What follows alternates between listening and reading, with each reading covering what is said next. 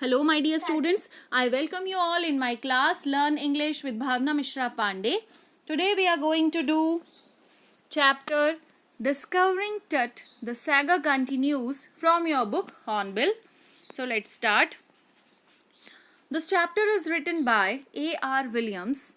This chapter is about the last heir of the powerful pharaoh dynasty Tutankhamun, who died when he was a teenager after ruling for 9 years. Students, ये chapter लिखा गया है A.R. Williams द्वारा and इस chapter में बताया गया है लास्ट एयर के बारे में. एयर का मीन्स होता है उत्तराधिकारी. एंड बहुत ही इंटरेस्टिंग चैप्टर है. किसके बारे में? इजिप्ट के फेरो के बारे में. फेरो कौन होते हैं? वहाँ पे फेरो का मीन्स होता था रूलर इन एंशियंट इजिप्ट, यानी कि पुराने टाइम में मिस्र जो कंट्री थी वहाँ पे रूलर यानी किंग को कहा जाता था फेरो. तो ये उस डायनेस्टी का, उस वंश का जो लास्ट एयर था, यानी कि जो लास्ट अंतिम उत्तराधिकारी था, उसके बारे में इस चैप्टर में बताया गया है. बहुत ही रहस्यात्मक चीज़ों के बारे में इसमें बताया गया है. बस थोड़े से नेम्स जो हैं वो आपको मैं ट्रिक से लर्न करवा दूंगी आगे वाले वीडियोस में. अभी आप सुनिए इजीली पहले इसका introduction, then will do the summary. So Tutankhamun था, बहुत ही यंग एज में वो राजा बन गया था, लेकिन केवल 9 इयर्स उसने राज्य किया and after that he died in a mysterious way. बहुत ही रहस्यात्मक ढंग से उसकी मृत्यु हुई थी. तो this chapter throws light over the possible mysteries. तो ये चैप्टर किसके बारे में बताता है? कुछ ऐसे रहस्यों के बारे में जैसे कि कर्स यानी कि श्राप, where his tomb lies his life and ultimately death. And जहाँ पे उसकी टोम मतलब उसकी कब्र थी उसके बारे में बताता है, उस श्राप के बारे में बताता है, एंड उसकी जो मिस्टीरियस वेज से उसकी डेथ हुई थी उसके बारे में ये चैप्टर हमें बताता है. इजिप्शियंस बिलीव, अब जो मिस्रवासी थे, इजिप्ट के जो पीपल थे, उनका बिलीव क्या था? There is a life after death. उनका ये बिलीव था कि डेथ के बाद, एक बार जब हमारी डेथ हो जाती है उसके बाद भी डेथ के बाद भी लाइफ है, यानी कि लाइफ आफ्टर डेथ. डेथ हमारी एक बार हो जाने के बाद की भी लाइफ कुछ और होती है. एंड इसी रीज़न से वो क्या करते थे, जो फेरोज होते थे उनको बरी करने के बाद, जो बरी करने का जो बरियल प्लेस होता था वहाँ पे जिस कॉफिन के अंदर उनको रखते थे उसके अंदर क्या करते थे, बहुत सारी वैल्यूएबल थिंग्स, एवरीडे यूज़ की जो थिंग्स होती थी, बहुत सारे ऐसे आइटम्स, कॉस्टलियर आइटम्स उस कॉफिन के अंदर रखा करते थे. एंड उनका ये मानना होता था कि उस कॉफिन की रक्षा कौन करता है? Winged God. तो गॉड जो है वो उसकी रक्षा करते हैं उस कॉफिन की. तो उस कॉफिन के अंदर वो क्या करते थे, बहुत सारी वैल्यूएबल थिंग्स, प्रीशियस थिंग्स उसके अंदर रखा करते थे. सो summary, this is an article regarding mummy of टट. किसकी जो मम्मी थी, किसकी? टट की. हु वॉज, अब शॉर्ट फॉर्म में उस राजा को, उस फेरो को क्या बोला जाता था? Tut. Who was considered as last heir of powerful family that ruled Egypt. Egypt पे रूल करने वाली जो पावरफुल फैमिली थी उसका ये अंतिम उत्तराधिकारी माना जाता था. नेम क्या था उनका? टट. उनकी मम्मी के बारे में इस आर्टिकल में बताया गया है, जो कि आपका चैप्टर है. चैप्टर का नेम है डिस्कवरिंग टट, द सैगा कंटिन्यूज. अब सैगा का मीन्स मैं आपको बता दूं. फर्स्ट ऑफ ऑल तो अपन इस चैप्टर का नेम जो है उसके बारे में आपको बताऊं. सैगा जो होता है, सैगा का मतलब होता है लॉन्ग स्टोरी, एक बहुत लंबी कहानी, about an event over a period of many years के पीरियड में जितने भी इवेंट्स हुए उनकी लॉन्ग स्टोरी को बोलते हैं सैगा. और सैगा को हिंदी में बोलते हैं गाथा. तो डिस्कवरिंग मतलब पहले से जो चीज़ें हैं उनकी डिस्कवरी करना, मतलब उनके बारे में और जानना, ढूंढना उनके बारे में, खोजना उनके बारे में. नई चीज़ के बारे में खोजना नहीं, पहले से जो एग्जिस्टिंग है, पहले से जो चीज़ें हैं उनके बारे में डिस्कवर करना, कुछ खोजना. ओके. तो डिस्कवरिंग टट यानी टट जो किंग था, फेराओ था, लास्ट एयर था, उसके बारे में ढूंढना, कुछ तथ्यों को ढूंढना। उसकी डेथ कैसे हुई उसके बारे में, his death has been mystery, उसकी जो डेथ थी वो क्या थी, एक तरह से रहस्य बनी हुई थी। Since his Tom was first discovered in 1922, तो 1922 में फर्स्ट टाइम जब उसकी कब्र को खोद के उसके बारे में कुछ डिस्कवर किया गया, तभी से क्या था, उसकी जो मृत्यु थी वो एक क्या रहस्य बनी हुई थी, उसकी डेथ एक मिस्ट्री बनी हुई थी। After 80 years his tomb has been extracted again for a CT scan in 2005 and जब 1922 में एक बार उसको डिस्कवर कर लिया गया, उसके बाद फिर से क्या किया गया, 2005 में सिटी स्कैन के लिए जब हमारे पास टेक्नोलॉजी और ज़्यादा डेवलप हो गई तो फिर से एक्सट्रैक्ट किया गया। एक्सट्रैक्ट मीन्स फिर से निकाला गया, किसको, उसके टूम को। टूम का मीन्स होता है TOMB, इसका एग्जैक्ट प्रोनाउंसिएशन इज टूम। तो वो निकाला गया, कब्र उसकी निकाली गई वापस से 2005 में सिटी स्कैन के लिए। This may lead to discover something new about his life and death. And हो सकता था पॉसिबिलिटीज थी क्या करने की, कुछ नया डिस्कवर करने की, कुछ नया कुछ खोजने की, उसकी लाइफ एंड डेथ से रिलेटेड जो भी फैक्ट्स थे उनके बारे में। When the tomb of Tut was taken away, an angry wind stirred up like ghostly dust devils. तो क्या किया गया, जब उसके टोम से, उसकी कब्र से निकाला गया उसको बाहर, टट जो किंग था उसको बाहर निकाला गया, तो क्या था, एंग्री विंड्स स्टीयर्ड, स्टीयर्ड का मतलब होता है move something around in the air. तो एयर में क्या ऐसी आकृतियां दिखने लगी, गोस्टली डस्ट की, डेविल्स नजर आने लगे। क्या था, गोस्टली डेविल्स यानी कि डस्ट से बनी हुई गोस्ट जैसी आकृतियां जो थी वो चारों तरफ नजर आने लगी।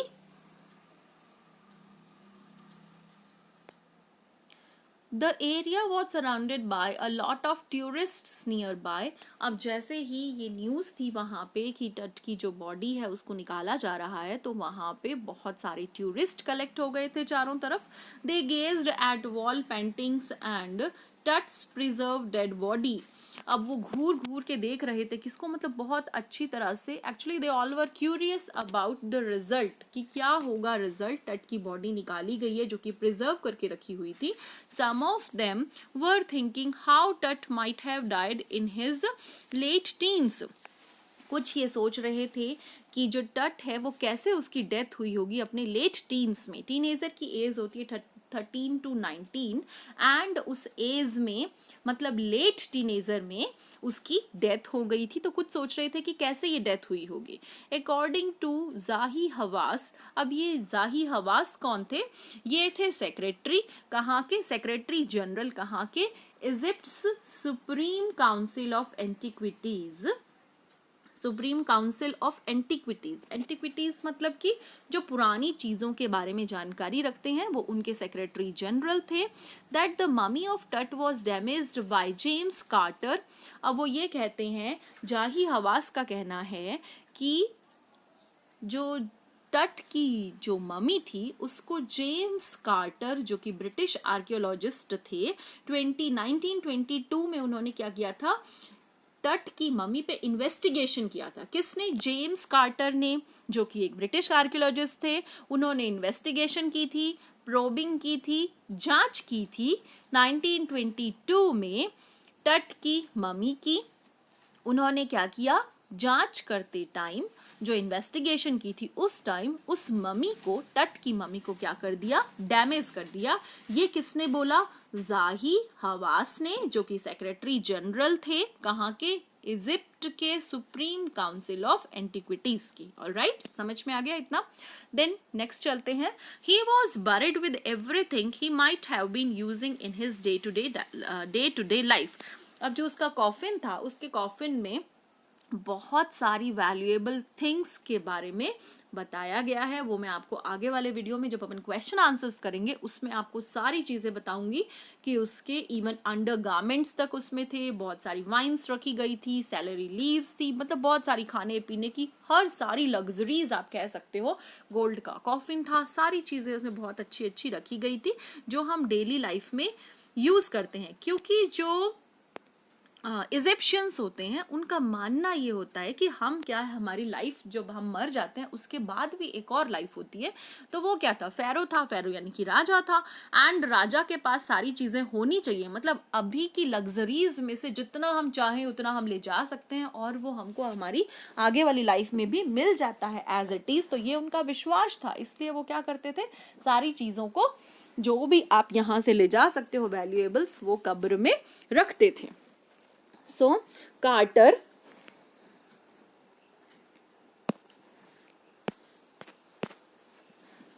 when found mummy of Tut that was cemented to the bottom of his solid gold coffin, Carter ने क्या पाया कि जो मम्मी थी टट की वो क्या थी, सीमेंटेड यानी सीमेंट जैसी मतलब चिपका रखी थी अच्छी तरह से, किस में, गोल्ड कॉफिन में। ठीक है, बॉटम नीचे जो था वो किसका था, चिपका हुआ था अच्छी तरह उस गोल्ड कॉफिन में, जो मम्मी थी वो चिपकी हुई थी।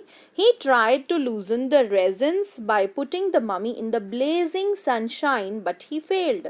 अब क्या किया उन्होंने, जेम्स कार्टर ने क्या किया, उन्होंने लूज करने की कोशिश की, किसको, रेजन्स यानी जो चिपकाने वाला कुछ मटेरियल लगा हुआ था वहाँ पे, उससे मम्मी को अलग करने के लिए। क्योंकि मम्मी पे अगर इन्वेस्टिगेट करना पड़ेगा, कुछ भी इन्वेस्टिगेशन, कुछ जांच करनी पड़ेगी, तो क्या होगा, मम्मी कॉफिन के साथ तो नहीं आएगी, मम्मी को अलग करना पड़ेगा, किससे, उस कॉफिन से। मशीन में भी अगर सिटी स्कैन करेंगे, कुछ भी करेंगे, कुछ भी प्रोबिंग करनी होगी तो मम्मी को अलग करना पड़ेगा, है ना। इसलिए उन्होंने क्या किया, सबसे पहले मम्मी को अलग करने के लिए ब्लेजिंग सन यानी कि बहुत वेरी हॉट सन जो ऊपर चमक रहा है 140 फ़ारेनहाइट पे, क्या कर दिया उन्होंने, उस सनशाइन में रख दिया उस बॉडी को, ताकि ये जो नीचे सीमेंटिंग जो भी नीचे जो पदार्थ लगा हुआ है जिससे ये बॉडी चिपकी हुई है, ताकि वो सूरज की रोशनी में पिघल के अलग हो जाएगा। बट ही फेल्ड, लेकिन वो फेल हो गए। He had to use the chisel. अब उन्होंने क्या किया, छेनी बोलते हैं, चीजल का मीन्स होता है छेनी, एक ऐसा टूल जो कि मेटल, वुड, इन सबको काटने के लिए, अलग करने के लिए, दूसरी चीज से काटने के लिए यूज होता है, मीन्स उसको चीजल बोलते हैं। तो ऐसा चीजल उन्होंने यूज किया मम्मी से उस चीज को अलग करने के लिए, as thieves would have cut it and take all gold. अब उनको ये था कि अगर वो इस गोल्ड के समेत लेकर के जाएंगे तो शायद वो उनको ढंग से प्रिजर्व ना कर पाए, और कोई भी थीव्स वगैरह, अब ये इतनी इंपॉर्टेंट चीज़ है तो कोई चोर वगैरह क्या करेंगे, उसको अलर्ट होके और उसको ले जाएं, तो इसलिए वो उसको अलग रखना चाहते थे मम्मी से। Ancient Egyptians used to believe that dead person takes all his belongings with them. अब Egyptians का ये मानना था कि जो dead person होते हैं वो अपनी अच्छी belongings जो भी उनके पास हैं, precious जो भी उनके पास things हैं, वो अपनी next life के लिए ले जा सकते हैं। तो thus the dead person was buried with his belongings. तो इसलिए वो क्या करते थे, जो भी पर्सन मर जाता था उसके साथ अच्छी अच्छी चीज़ें लाइक ज्वेलरी, गोल्ड, जो भी होता था वो उसके साथ बरी कर देते थे। And the same thing happened with king टट। अब वो तो किंग था तो उनके साथ और भी अच्छी यानी कि गोल्ड, ज्वेलरी, जो भी उनके पास अच्छा कुछ था वो उनके साथ दफनाया गया था। Archaeology has changed over a period of time. अब ये आर्कियोलॉजी यानी कि पुरातत्व जो विभाग है, उन्होंने अपनी प्रोब्स जो हैं वो पहले से जांच करने का तरीका पहले से चेंज कर दिया है। कैसे, जैसे जैसे टाइम बीतता जा रहा है वो भी चेंज होता जा रहा है। Archaeologist nowadays look for details of ancient life. अब आर्कियोलॉजिस्ट क्या करते हैं, nowadays look for details of ancient life and mysteries of death.